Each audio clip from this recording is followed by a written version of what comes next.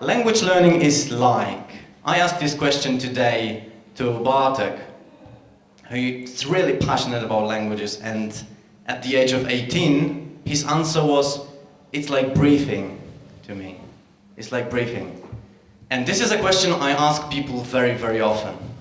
Like, what is that first idea? What is that principal thing that comes to your mind as a first thing when you think of language learning? What is it? Because most people who struggle with it, it's something like a memory from school and a crazy teacher shouting like Kugelschreiber. And they... I love German, by the way. It's a beautiful language. But this is another example of how we create our own stories and how often they are very limiting. 4 years ago, I was in Germany at the language exchange. Actually, it was the Erasmus that mentioned by Josip. And I spent 2 semesters there. And I was a law student. Yeah, I was a law student. People make mistakes, right? And I was in my 4th year at that time. And at the end of our stay, we had a theater workshop, which was the most interesting subject at the university, after languages. But it was also a language training for me. We were preparing our own theater performance. And at the end of the year, we have written our own show called Now or Never in 11 episodes. And at the end of that show, there were people from 11 countries saying now or never in 11 languages. And at the after party, before getting drunk, I talked to our tutor, our theater tutor, and she looked me deeply in the eyes and she told me, what did she tell me? Very good.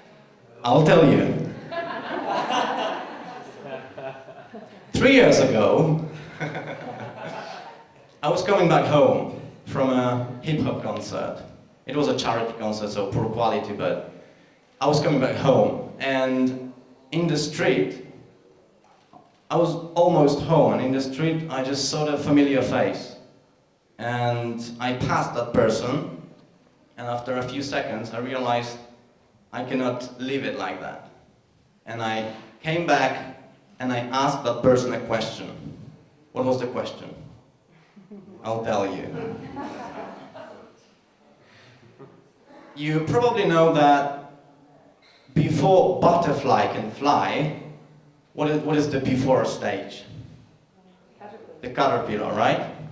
And when you have a caterpillar and there is a cocoon, it's inside of the cocoon, and it starts struggling in the cocoon. If you take the scissors and you cut the cocoon to open, to help the caterpillar get out, what happens? He won't fly. Why? The struggle is necessary to get the liquid into his wings, so he will be strong enough to fly. This is the answer. The struggling with cocoon builds the power of the wings. What a beautiful metaphor of language learning. What a beautiful metaphor of finding your way to fly, to freedom. And when I think of languages, it's like freedom to me. And I'm not interested in being perfect, being even communicative or fluent. I want to be free in the language.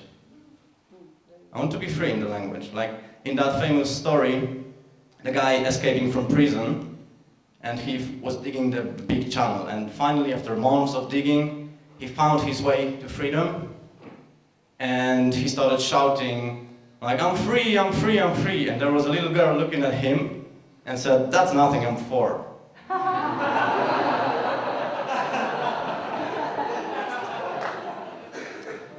So, there are different versions of being free, right?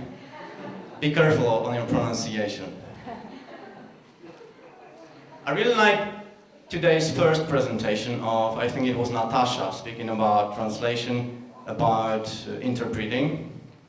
And she said something like, I have notes here, I was a normal person before.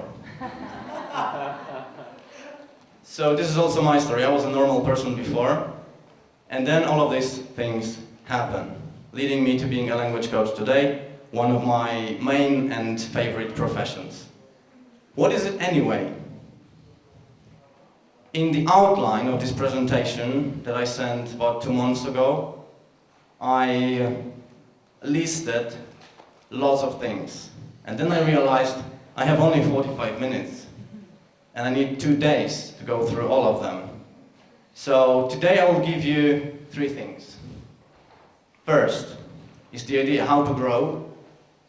Then I'll give you the 4M model, my idea on holistic approach to working with people effectively. And then number 3 will be the bonus, VIP.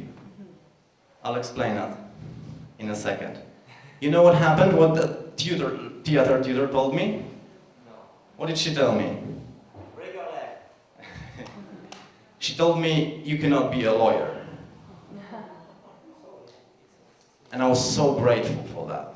Because she looked me deeply in the eyes and I knew that she was right. And I said, I know. Actually, I said, ich weiß.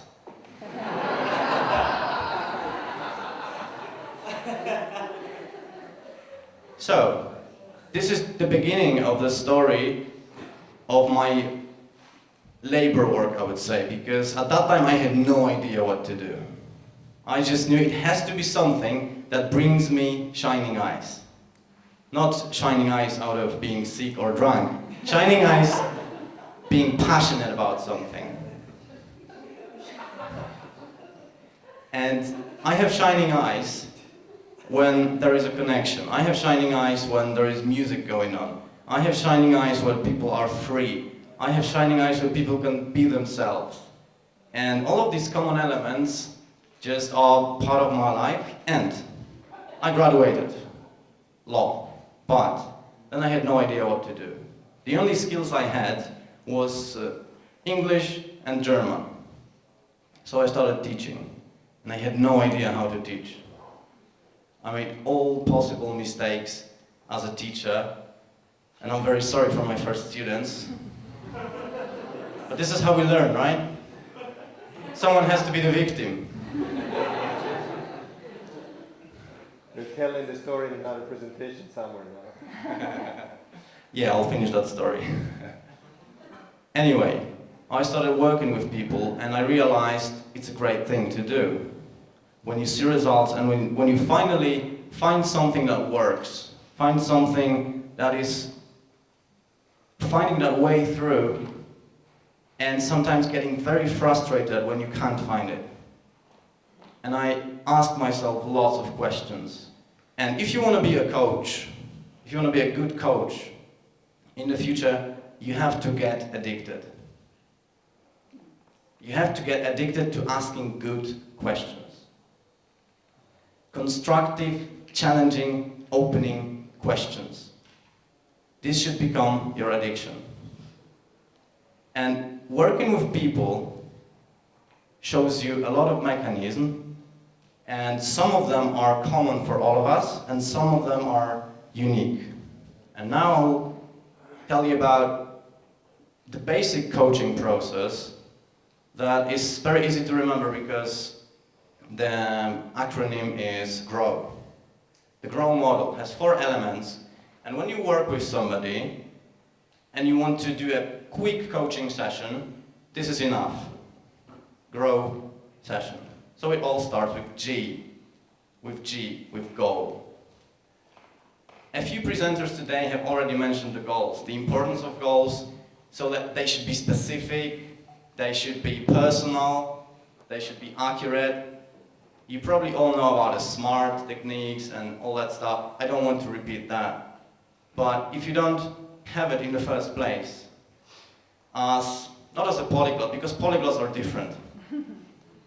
I'm serious, like, Richard probably doesn't have the same attitude towards learning like my clients. They don't believe in themselves so much from the very beginning. They struggle, they are not so interested. So I'm not even sure if Richard, do you set your specific goals for your language education? Kind of. So you see, it doesn't apply. It doesn't apply. And this is the first thing you should help somebody to do. Set a specific goal. Because if you don't have that focus, it's all about focus actually. If you don't have that focus, you won't have results. I talked to Alex Rawlings yesterday, and he started teaching some time ago, and I asked him about 3 biggest struggles people have. One of them is inefficiency. Another is lack of confidence, very common problem. And the third one was like stagnation, when they don't see results. And all of these elements can be covered when you focus on the 4M, like I'll explain that in detail in a while.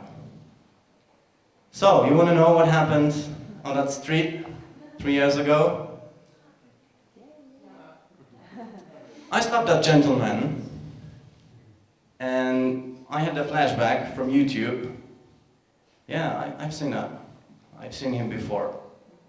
And I just asked you, aren't you the polyglot that I've seen on YouTube? He said, yeah. What are you doing here? Uczę się polskiego. Like I'm learning Polish. And that was this gentleman, Richard Simcott. My great inspiration and I would say the mentor of attitude towards learning. Completely different attitude. Like when he makes a mistake and I correct him, there is just not even a slight shadow of being ashamed or like, oh you idiot. Nothing like that. There's just, thank you. Dzięki. He says, dzięki. Thanks. Thanks for correcting me because I know I'm growing. And this man doesn't need coaching. But there are hundreds of people who do need coaching to optimize their way and to realize, yes, they can learn languages effectively. Yes, it takes time, but they can do it. So, goal, then we evaluate reality. Where are you now? And most people think I'm starting from scratch, or I cannot say anything in that language, which of course is bullshit. You never start from scratch. Even with Chinese, you can always find something that is common to your current knowledge. You can always find something to start with. I speak Spanish at a quite high level, and now I'm jumping into Italian. It's not a new language. It's not a new language. And even if I look at like more unique languages, they are not completely new. I never start from scratch. So evaluating reality, where we are now, is also crucial. Because sometimes people realize, oh, I'm much better than I thought. And it's also very constructive for a person. I'm much better than I thought. Then we have options. So, what can you do? What are the options? What do you need? What do you have already? What do you need to get? And then way forward. So, the first action you need to take. The GROW model. Goals, reality, options, and way forward. The first step. So, what are the 4 M's? Any guesses? They don't contain names, but they were mentioned in a part in previous presentations. Motivation. First is motivation. Method? Yeah, methods will be the 4th. In my order. Your map. Money. In my map, this is very important. Like we all have our maps. Before your speech, I just read it. Like when you tell a story to an audience, there are like hundreds of stories going on because we have different models. So the first is motivation, definitely. And what can you do as a coach when it comes to motivation? Taking into consideration what Bartek said, that if someone doesn't want to learn a language, no one can help that person. What can you do? What are the possibilities? Make them want to learn. Make them want to learn. Is that even possible? When you don't have a personal motivation, when that's not your choice. Make them dream. That's a creative idea. Hmm? About the future Yeah. in which they already have what they want. That's the Esperanto method. Yeah, that's one possibility. When it comes to motivation, I differentiate motivational fundament and motivational management. Because it's very easy to start. You probably have started lots of activities in your life that you have given up after 1 week, after 2 weeks, and so on. It's very easy to just jump into, okay, I'll learn Chinese, and after 3 days, all the excitement is gone. Excitement is not enough. Excitement is not motivation. Pumping your body for a while with good music, I can do it, I can do it, I can do it, I can do it. It's not motivation, this is excitement, right? This is building good emotions. This is raising your energy, and it's okay, it's useful. But it's not enough for the marathon that language learning is. You are all marathon runners, and he's the Ironman. Yeah. 3 weeks ago, our volleyball team has won the world championship. Against us. What do you think made a difference in our team that they couldn't do it before? And what was different this time? The cooperation. I've heard in Poland there were no famous players there. Everybody was playing together to achieve a common goal. What was one element that made a change? Play at home. Hmm? Play at home. No, this time they had a mental trainer, a fantastic coach, a guy who has created a few successful businesses before, and then he became a coach to help other people work mentally. Mental trainer, very effective. Person who changed like the whole team, the team spirit. He had like individual sessions with them, group sessions with them, and there are two things that I do as a coach, and there are two things that if you want to be a coach you should do. What are they?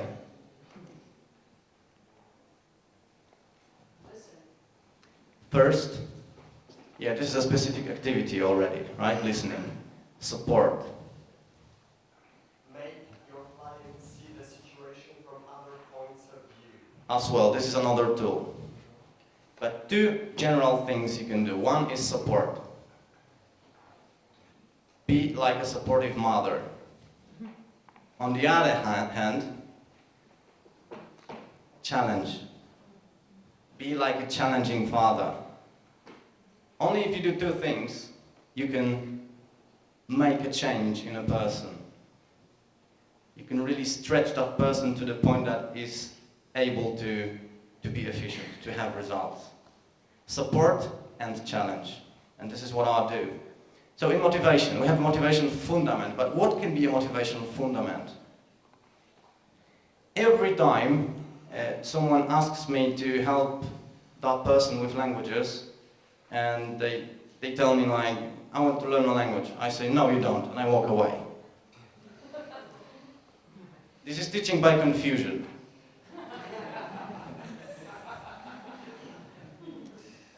And then I tell that person, give me 10 good reasons why you should learn a language. And there are different reactions. Some people say, 10? So many? How can I find them? And some people start writing, and they sort of build their consciousness why they would even start. Because, oh, it's interesting, it's attractive. It's usually not enough. It's not strong enough. And what you can help as a coach to help somebody build that motivational fundament is showing the way to the future. Having a vision helping find the benefits in the future. What will change in your life? What will it be like in the future? In 2 years, in 3 years, when you do it? What benefits will you get from it? This is one possibility. What else?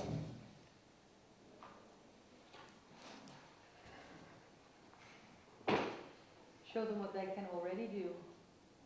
Yeah, that might work. What else?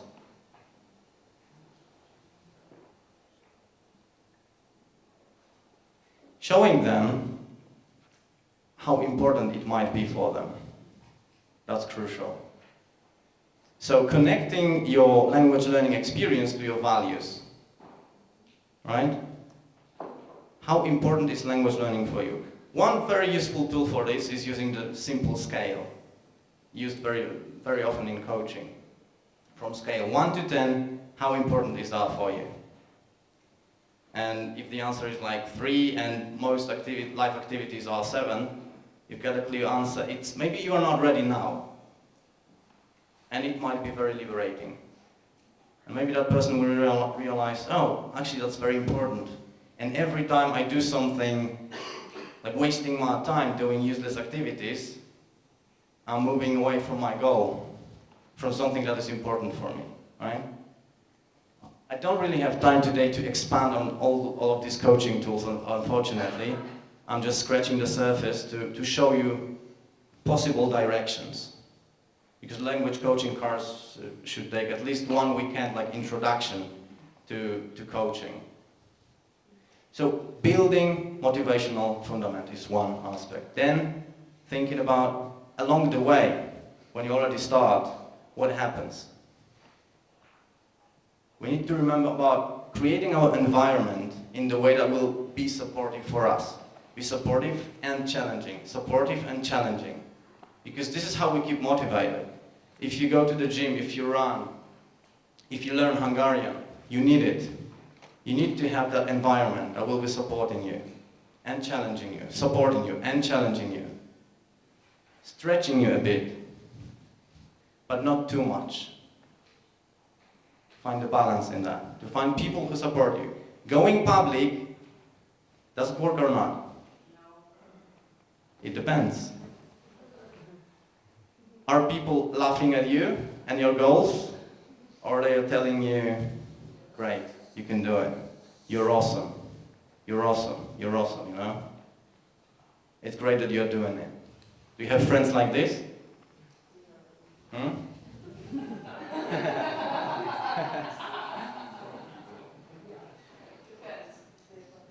It depends, yeah.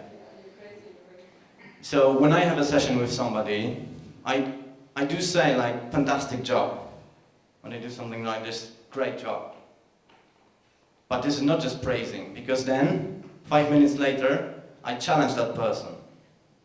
And then I praise, and then I challenge, and then I praise, and then I challenge. This is sport. Language learning is a sport discipline. That's another metaphor, right? The second M. What is the second M?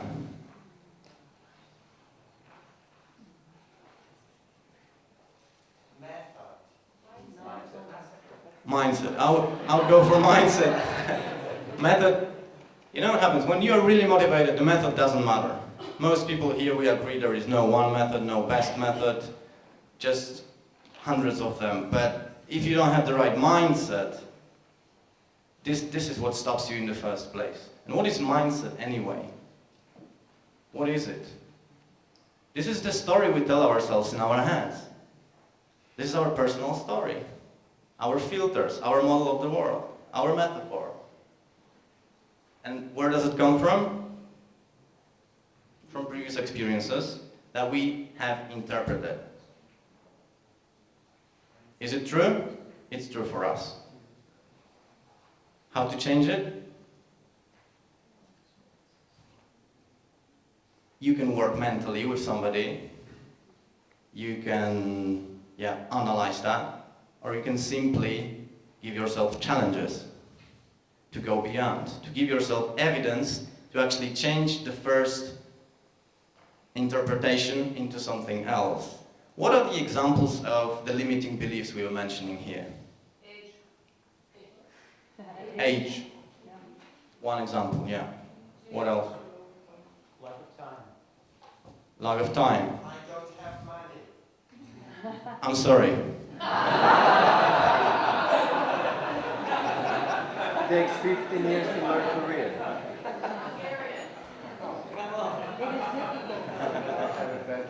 Of course it's difficult, right?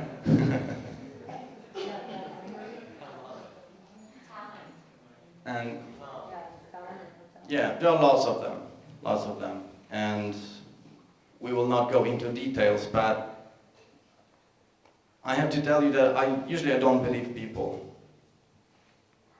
I'm not Richard. What? No, meaning I don't believe people when they tell me all of these things. You don't believe she's not Richard? I think I know him better. I hosted him. I don't believe people. Is that confusing enough? I believe in people. Enormous difference. I don't believe all of these excuses that are simply not objective. They are the choice. And everything I do is trying to show them the other side. Why? Because I have some experience. It's not much, but it's enough to show other people that they can. And this is it. Sometimes it's worth not believing people, but believe in them. Who of you is interested in becoming a language coach in the future? Quite many people. There are different versions of what coaching can be. Like coaching in the professional coaching in the pure form is completely non-directive. So most of the things you do is just asking questions like, what do you want? What does it mean for you? How will you know it will happen? What do you think is the best method? What will you get there? What will get you there? Just asking these kind of questions without giving any type of advice. What I do is a mixed version between teaching, mentoring, and coaching. I ask lots of questions, but sometimes it's very useful to use my previous experiences to direct the person to a specific direction, right? I evaluate what level they are at the moment, what they believe about themselves. If they believe like, oh, it's not for me, I don't have talent. If they believe like, I need to have very advanced level, or we should evaluate that too, because that may be not the real goal of that person. Maybe being communicative is enough. Okay, so I do a lot of these things, but sometimes I simply recommend stuff.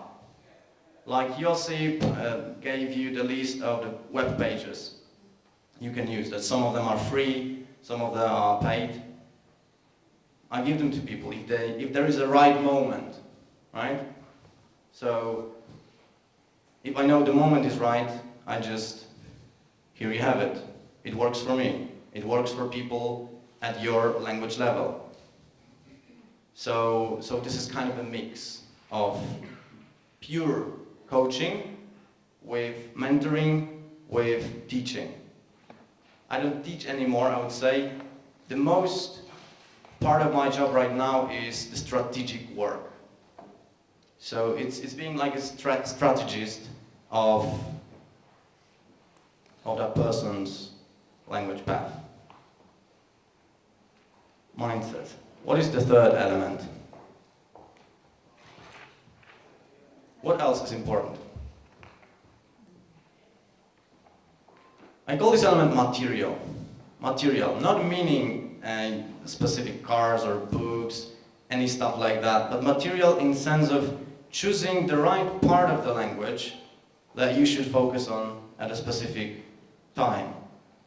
Because in Spanish you have 100,000 words. but how many do we use on a daily basis? 2,000, 3,000, most of the time. So, material is defining your focus perfectly.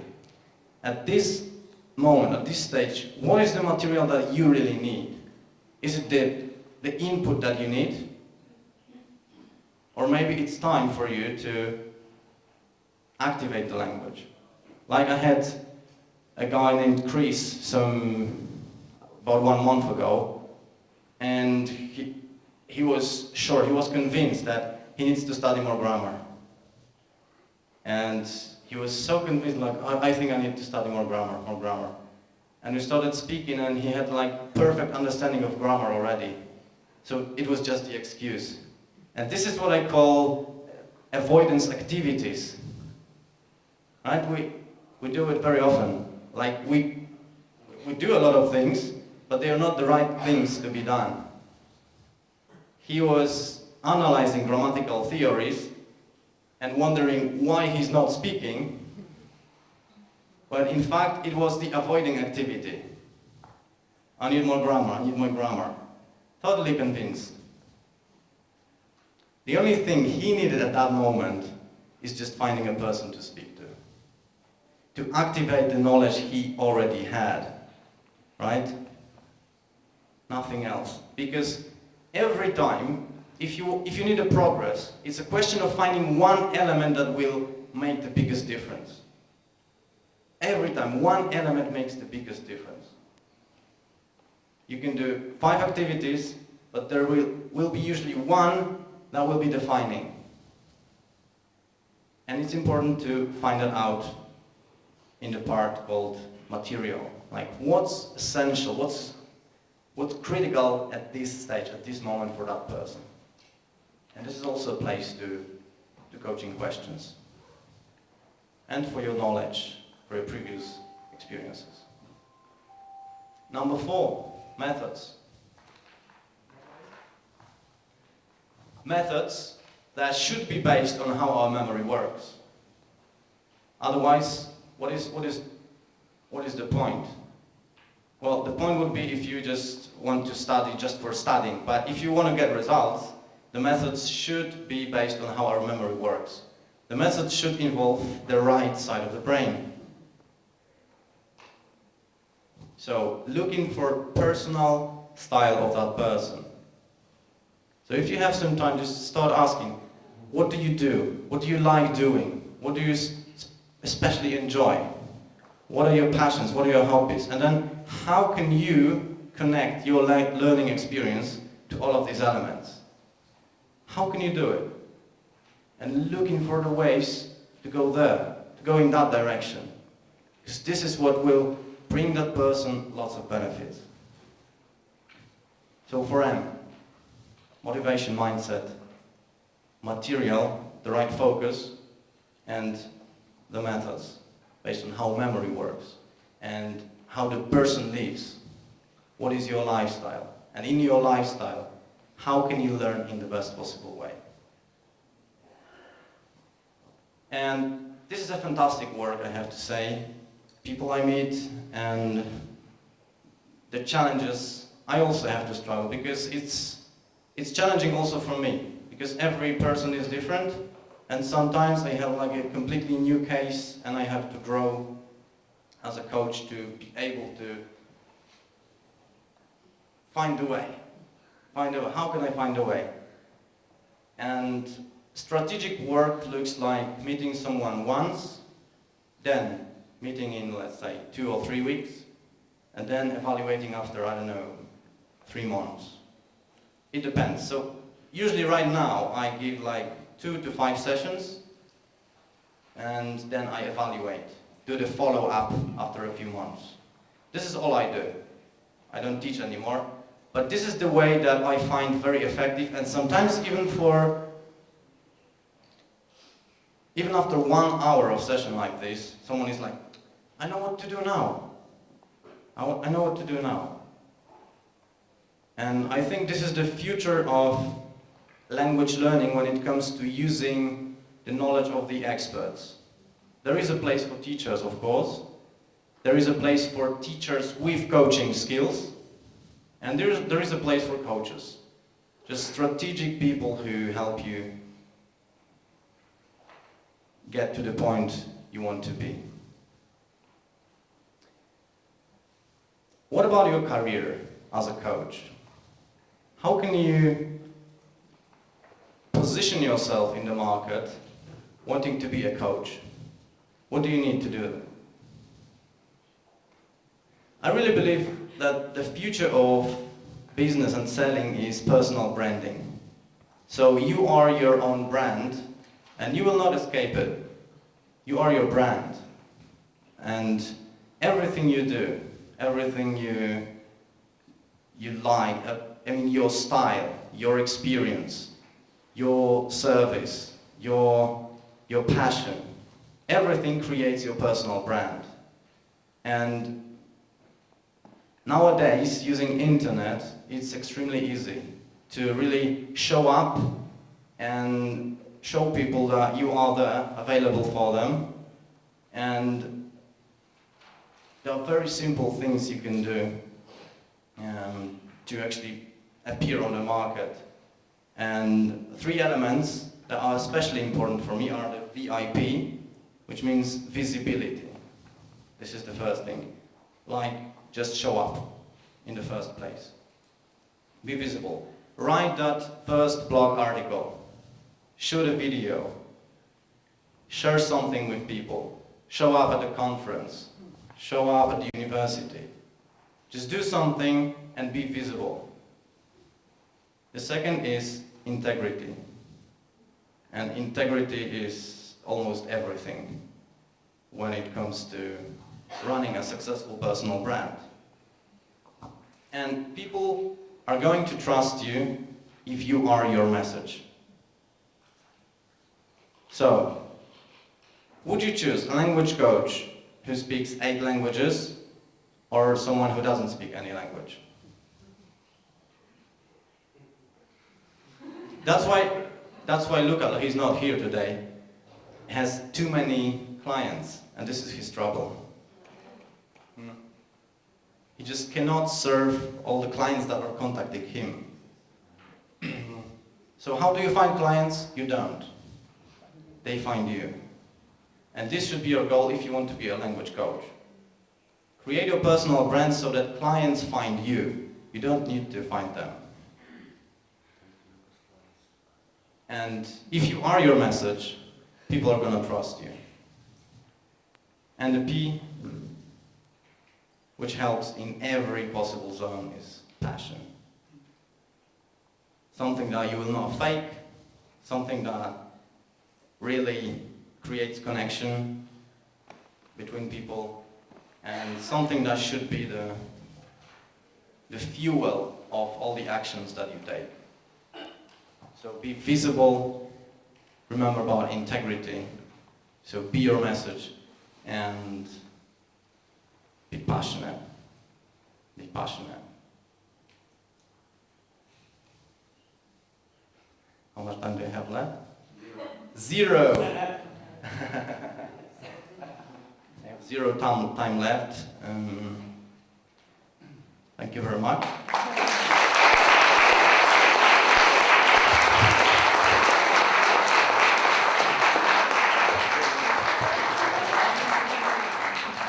Thank you, Michał. Actually, I lied. Because I want to leave a couple of minutes for a few questions. So you can have that now, and then I think if you want to carry on questions after that, we've got a nice half an hour pause in between sessions, so you can approach Michał, and he only bites on occasion. Oh, it's me, I put my hand up.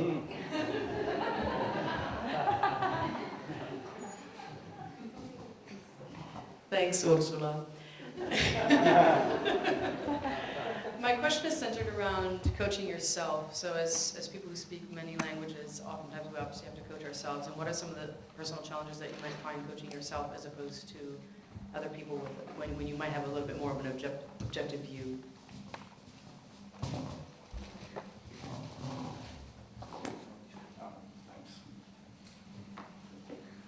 I think it should be the first step in anything you do actually, because if you want to educate, you need to educate yourself in the first place. Any kind of profession should be like that, that you are both a teacher and a student all the time. This is lifelong learning process, and especially if you work with people, you just have to do it. There is no choice, there is no escape. If you don't do it, you're not a teacher who gives example to other people. So I do have my own coach. I have a few. Is that yourself, though? Coaching myself, self-coaching. Yeah, I do a lot of that as well. Because everything you do with your clients, later on, my idea is, actually my job is to get rid of my clients. I'm serious. My job is to get rid of my clients. Why? I want to make them independent learners. I want to enable them doing self-coaching on their own. And I can do self-coaching, and I do self-coaching like almost every day. Before I go to sleep, I just go for a quick 5-minute meditation, and then I just scan my day and I ask myself coaching questions. What did you do well? What can you do better? And so on. Very quick process, but if you do it even 5 minutes a day, it changes everything. So I encourage people to be sort of like constant coach. No obsession about that, but have this question thinking in mind. So if something doesn't work, don't get frustrated and, oh my God, why did I do it? Just realize what questions you have in your mind, because we ask questions every single day, all the time. And the quality of these questions, if I ask myself, how can I be better today? Or, why did I fuck that up? Huge difference. Yeah. Another thing related to this confidence in speaking another language is there is a fear. There is a fear that people have, fear of rejection and fear of embarrassment. So, fear of embarrassment is the fear of that someone will laugh at us. If someone laughs at you, start laughing with that person. Because he will never laugh at you, he will laugh with you. Again, a wordplay? No, this is the attitude, the metaphor that changes everything. So you made a mistake, join that person laughing at you. You're laughing together now. Nobody's laughing at you, you're laughing together. Because this is so joyful that learning process is happening. So sometimes working on mindset is showing people this kind of attitude. Because sometimes the confidence is the real problem, and people are very blocked. That's why I don't believe them. Just one more, okay.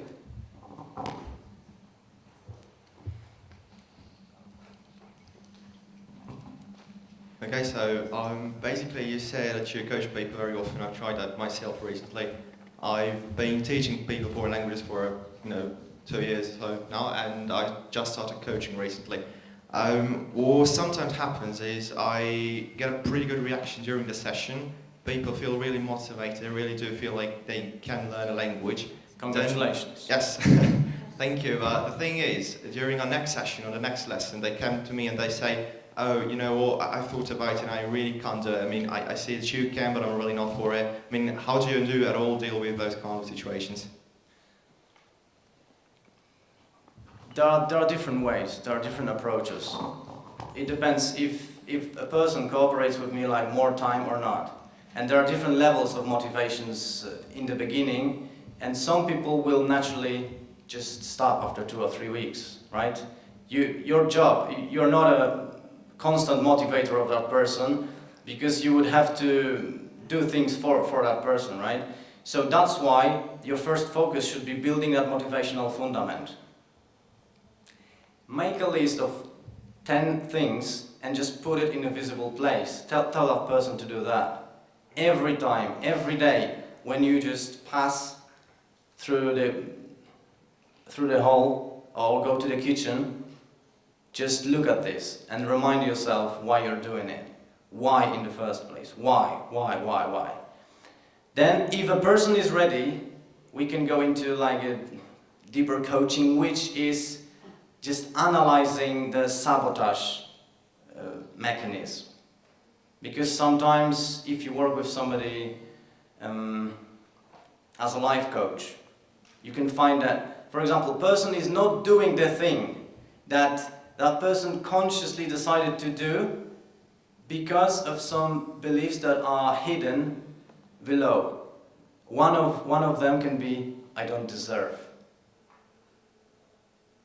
And it's very liberating when someone finds that. Whoa, like, I better, I don't know, clean up my room, I better check Facebook 20 times a day, despite the fact I consciously decided to study that language.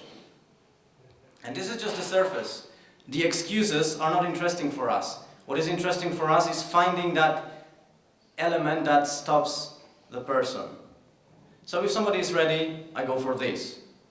Sometimes there is, someone can even cry for a second when they realize that. And actually I'm in transition from a language coach into a life coach right now, so I do more of this kind of work recently, more than language. And human beings are so fascinating that there is never like one exact answer you can give. And I will not tell you, you should tell this, and it will always work. And then buy my product. How to do it in 3 simple steps.